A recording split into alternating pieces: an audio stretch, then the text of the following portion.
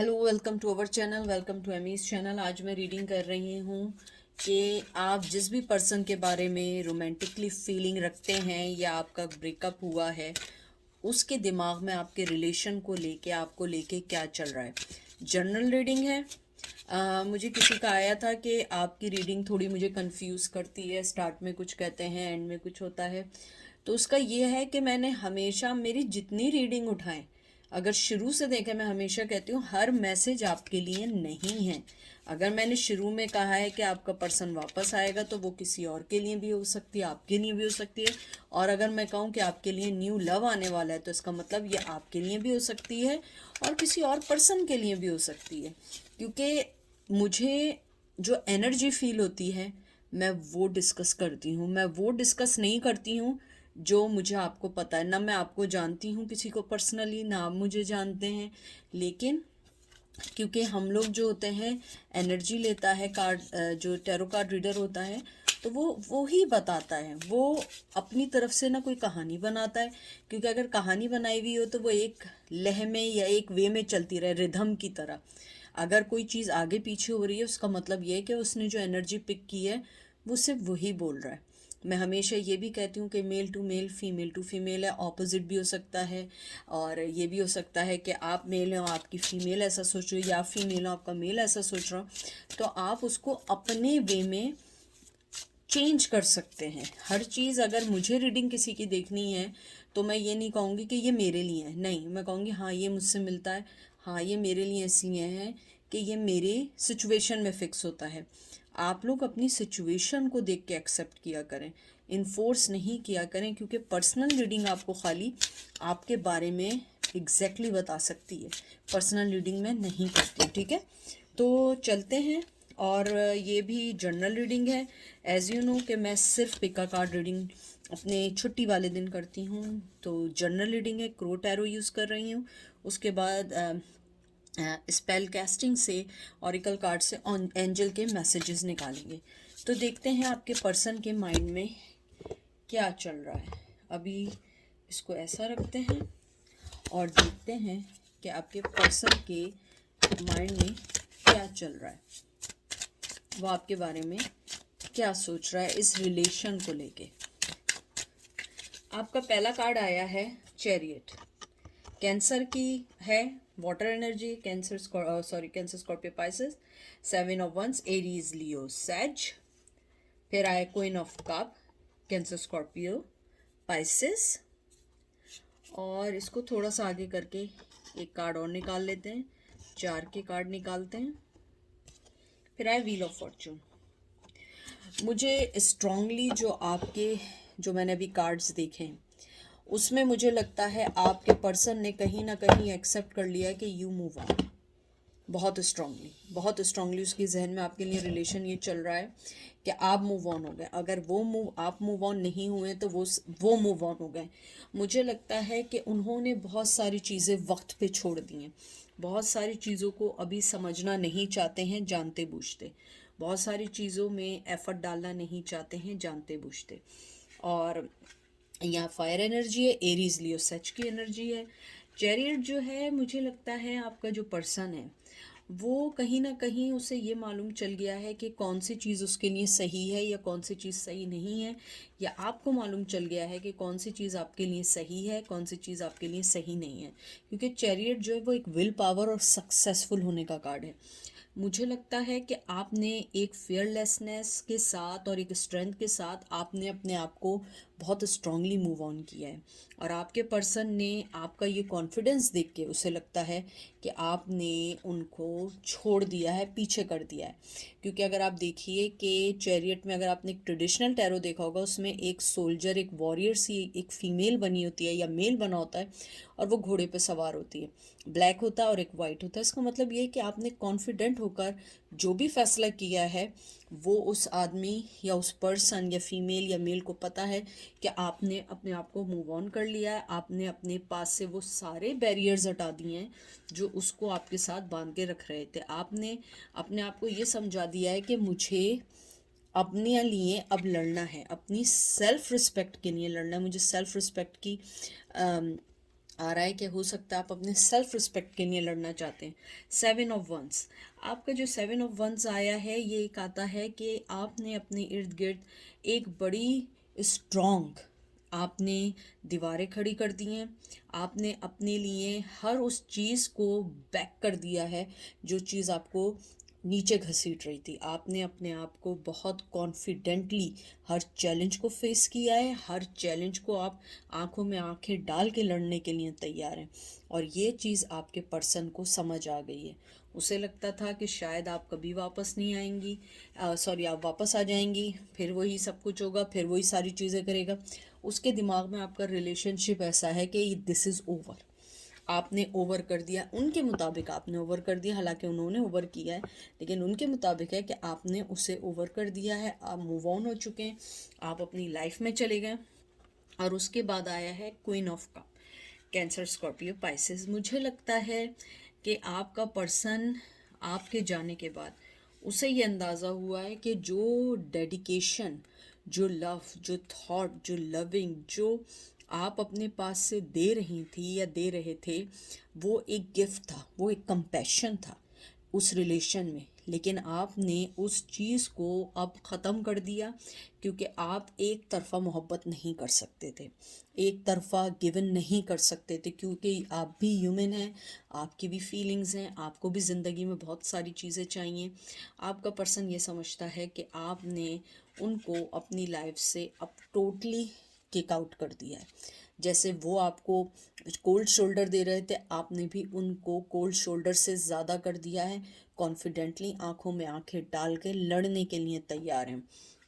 Wheel of Fortune, मुझे लगता है कि आपके रिश्ते में बहुत अप्स एंड डाउन्स आए, बहुत अप्स एंड डाउन्स आए, but now I am telling you one thing, you are lucky.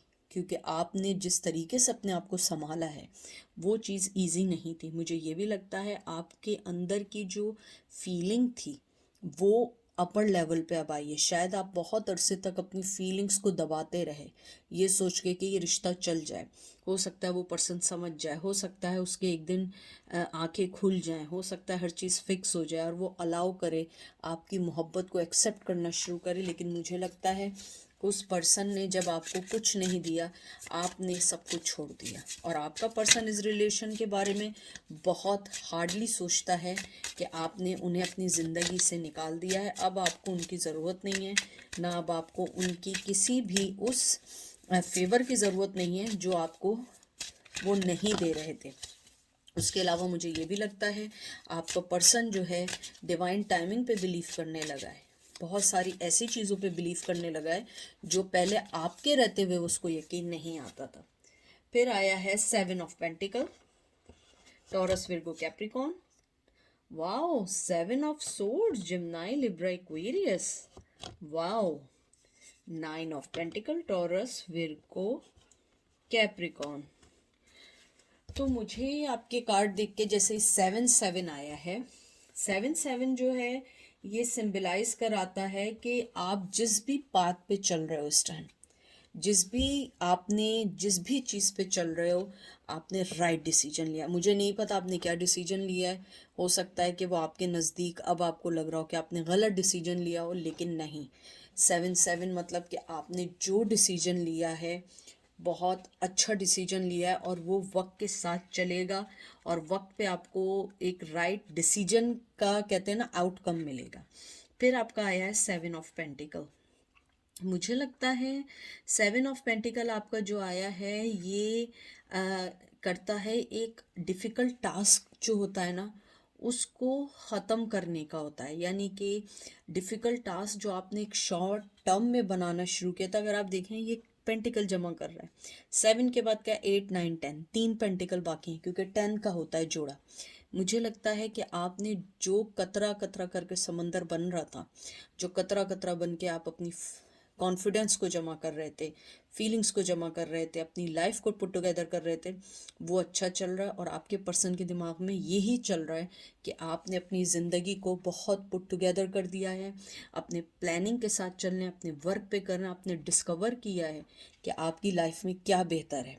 आपने अपनी लाइफ को पहचाना है उनके धोखों के बाद, पहले शायद आपने अपनी लाइफ को उनके जो है ना कुर्बान कर दिया था।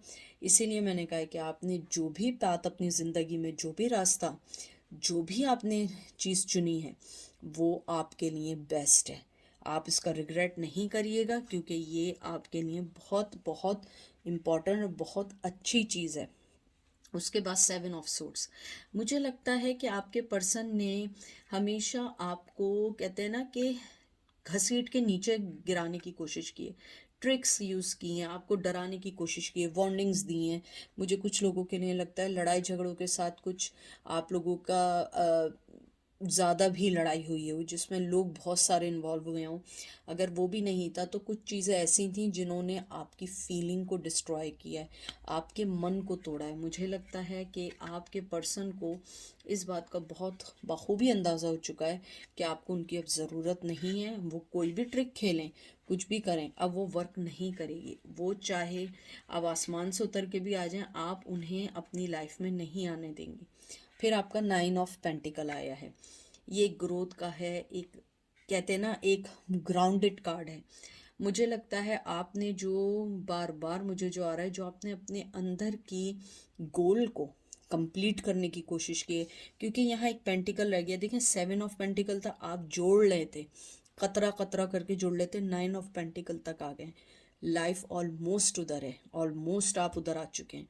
तो आप अपने आप को ये नहीं समझें कि आपने कोई चीज़ खोई है। नहीं, आपने कुछ नहीं खोया, आपको सब कुछ अच्छा मिल रहा है।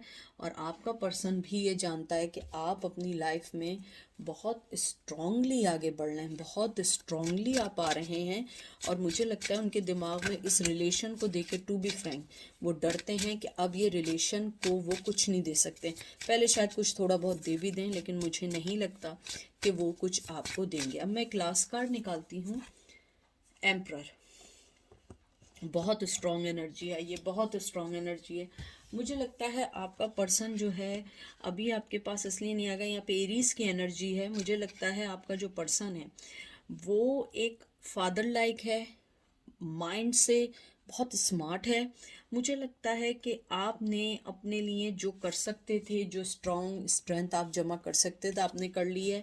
अगर वो पर्सन अब आपके पास नहीं भी आना चाहे, इट्स ओके, क्योंकि वो आपको बॉदर नहीं करेगा। वो आपको किसी भी चीज़ के लिए आगे बढ़ने को नहीं कहेगा, क्योंकि वो खुद इतना डरपोक है कि वो अपने तख्त से, अपनी कुर्सी से नहीं उठेगा, तो वो आपके लिए क्या करेगा। तो मुझे लगता है कि आपके पर्सन के दिमाग में यही है कि वक्त पे छोड़ देना चाहिए। अगर आप आ गई तो आ गए, या आ गई तो सही है, नहीं आए कोई बात नहीं, हम आगे कुछ करके चलेंगे। अब मैं देखती हूँ कि एंजल आपको क्या कहते हैं। उसके दिमाग में, जो आपके पर्सन के दिमाग में, यही है कि मैं वक्त पे कुछ छोड़ दूँ, क्योंकि मेरे पास तो देने के लिए कुछ नहीं है। बड़ी स्ट्रांगली उड़े हैं, आपको पता है मैं फ्लाइंग कार्ड कभी नहीं लेती, मुझे लगता है मिसगाइड करते हैं। तो देखते हैं कि एंजल आपको क्या बोलते हैं। सबसे पहला कार्ड आया है प्रोटेक्शन, अपने आप को बचाएं, पैशन, और लास्ट कार्ड है, देखें, लव। मुझे लगता है आप अपने आप को बचाएं, हर नेगेटिविटी से बचा लें, हर नेगेटिविटी से। मुझे लगता है एंजल आपको ये कहना चाहते हैं कि जैसे आपने अपनी प्रोटेक्शन की है, जैसे आप अपने पैशन के साथ चल रहे हैं, जो भी मैं बार बार कह रही हूँ, जो भी आपने फैसला उनके लिए किया, बहुत बहुत राइट फैसला किया है, बहुत कामयाब फैसला किया है। क्योंकि वो पर्सन जो है, अब अंदाज़ा उसे हो रहा है कि उसने जिस चीज़ को कचरा, या कचरा, आई एम सॉरी, मैंने गलत वर्ड यूज़ किया, जिस चीज़ को उन्होंने लेट डाउन करने की कोशिश की थी, या जिस चीज़ को उन्होंने आपको मिसयूज़ करने की कोशिश की थी, वो सारी चीज़ें ही सब कुछ थी। और आप जो थी वो मेन पर्सन थी, और आपको उन्होंने खो दिया। इतना लव करने वाला पर्सन, प्रोटेक्शन, पैशन वाला पर्सन थी, लेकिन आपने जो अपनी लाइफ को पुट टुगेदर किया, दैट वॉज अमेजिंग। तो ये थी आज की रीडिंग। आई होप आपको पसंद आएगी। अपना ख्याल रखिएगा। Take care, bye.